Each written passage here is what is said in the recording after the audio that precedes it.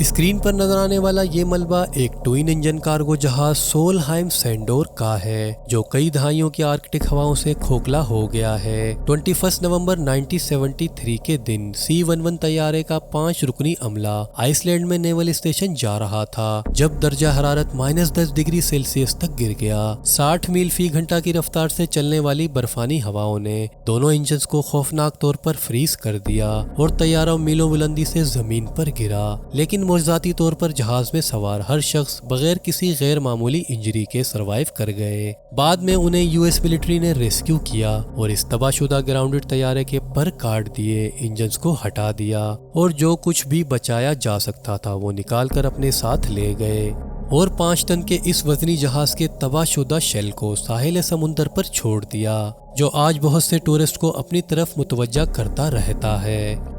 ویسے تو بیلجیم اپنی عمدہ چاکلیٹ اور بیئر کے لیے مشہور ہے، لیکن 10 سال پہلے یہاں دنیا کا سب سے بدنام اور دلچسپ اسکریپ یارڈ موجود تھا۔ ایک لمبی قطار میں پھیلی گاڑیاں جو ایک ٹریفک جام کا منظر پیش کر رہی تھیں۔ دراصل یہ جنگل میں پھیلی پرانی گاڑیاں تھیں جن کے بارے میں یہ افواہیں مشہور تھیں کہ ورلڈ وار 2 کے خاتمے کے بعد امریکن آرمی نے ان کاروں کو یہاں چھوڑ دیا تھا، لیکن ان میں سے زیادہ تر کاریں جنگ ختم ہونے کے بعد بنی تھیں۔ در حقیقت یہ کاریں کینیڈین فضائیہ کے دستوں کی تھیں، جن میں سے سینکڑوں کاروں کو 1940 کی دہائی کے آخر میں نیٹو کی جانب سے بیلجیم کے قریبی قصبے وٹرون میں تعینات کیا گیا تھا۔ وٹرون اس دور میں انتہائی چھوٹا قصبہ تھا، اس لیے فوجیوں کی بہت سی گاڑیوں کی مرمت کا کام صرف ایک میکینک کے سر پر آ گیا۔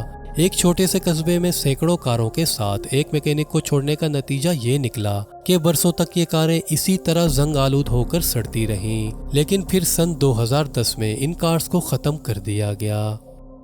کلاس ایکرانو پلین نامی یہ جہاز 242 فیٹ لمبا سیکرٹ ملٹری جہاز تھا جو اس وقت کے سوویت روس کا تھا۔ یہ جہاز گھومنے پھرنے کے لیے ونگ ان گراؤنڈ ایفیکٹ پر انحصار کرتا تھا۔ جب کوئی جہاز زمین کی قریب اڑتا ہے تو ہوا کا دباؤ نیچے کی سطح کے درمیان بنتا ہے، جس سے جہاز کے نیچے ہوا ایک کشن بناتی ہے۔ لہٰذا خاص طور پر ڈیزائن کیے گئے ایک سیٹ کے ساتھ کلاس ایکرانو پلین طیارہ کسی بھی سمندر یا جھیل کے اوپر اور دشمن کے جنگی جہاز کے ریڈار کے نیچے صرف کچھ انجنز اوپر تک اسکیٹ کر سکتا تھا۔ ان 8 فارورڈ ماؤنٹڈ ٹربو جیٹ طیاروں کی مدد سے یہ جہاز 340 میل فی گھنٹہ کی سب سے زیادہ رفتار تک پہنچ سکتا تھا، اسی لیے اس نے ایک کشتی کی صلاحیت کو ایک ہوائی جہاز کی اسپیڈ سے جوڑ دیا تھا۔ لیکن بدقسمتی سے صرف ایک ایکرانو پلین پروٹوٹائپ جسے کیسپین سی مونسٹر کا نام دیا گیا ہے جب مکمل ہوا تو 1991 میں سوویت روس ٹوٹ چکا تھا اور اسی وجہ سے ایکرانو پلین کے اس پروگرام کو بند کر دیا گیا جو آج پچھلے 30 سال سے ساحل پر کھڑا ہے، یہاں تک کہ 2020 میں اسے ایک میوزیم میں لے جایا جا رہا تھا، لیکن کیسپین سی پر 100 کلومیٹر فاصلہ طے کرنے کے بعد اس 264 ٹن وزنی سی مونسٹر کو ساحل سے نہیں ہٹایا جا سکا اور اسی لیے اسے مزید 5 ماہ تک ساحل پر چھوڑ دیا گیا۔ 20ویں صدی کے خلائی دور نے یونائٹڈ اسٹیٹ اور سوویت روس کے درمیان اس مقابلے کو ہوا دی کہ کون سب سے بڑا راکٹ جہاز بنا سکتا ہے، لیکن اس کے نتیجے میں ایک اور تیز رفتار جیٹ سے چلنے والی گاڑی ٹربو جیٹ ٹرین کی تخلیق بھی ہوئی جسے 1960 کی دہائی میں امریکن انجینئر ڈان ویڈزیل نے بنایا تھا۔ ویڈزیل کے پاس جیٹ انجنوں کو ٹرینوں میں شامل کرنے کا ایک عجیب آئیڈیا تھا تاکہ ٹرینز کو پٹریوں پر تیزی سے دوڑایا جا سکے، اور اسی مقصد کے لیے M497 کے 5000 ہارس پاور کے ساتھ 2 انجن بنائے گئے۔ اس انجن کے تجربے کے بعد اس کی سپیڈ 183 میل فی گھنٹہ کی رفتار تک پہنچنے میں کامیاب رہی۔ جیٹ انجنز کی اس ناقابل یقین ترقی نے سوویت روس کو اپنے لیے جیٹ انجنز بنانے کی طرف راغب کیا اور 1970 کی دہائی تک اس حیرت انگیز مشین نے جنم لیا۔ سوویت روس کے انجینئرز نے ایک پرانے ER-22 انجن کے ہیڈ کو نئے سرے سے ری ڈیزائن اور جدید بنایا جس کے اوپر کوولیویاک 40 کے 2 ٹربو جیٹ انجن لگائے گئے، لیکن جب اس کا تجربہ کیا گیا تو وہ صرف 155 میل فی گھنٹہ کی رفتار تک پہنچ پائی۔ اگرچہ یہ بہت اچھی اسپیڈ تھی، لیکن اس کے ہم منصب امریکن جیٹ کی طرح کام کرنا بہت مہنگا پڑا تھا اور اس ٹرین کا آپریٹنگ کاسٹ بہت زیادہ تھا، اسی لیے اس پروٹوٹائپ جیٹ انجن کو ختم کر دیا گیا اور اسے ریل کار فیکٹری کے پیچھے ایک غیر استعمال شدہ ٹریک پر منتقل کر دیا گیا، جہاں یہ آج بھی 40 سال سے ایک بھولے بھٹکے انجن کی طرح اکیلی کھڑی ہے۔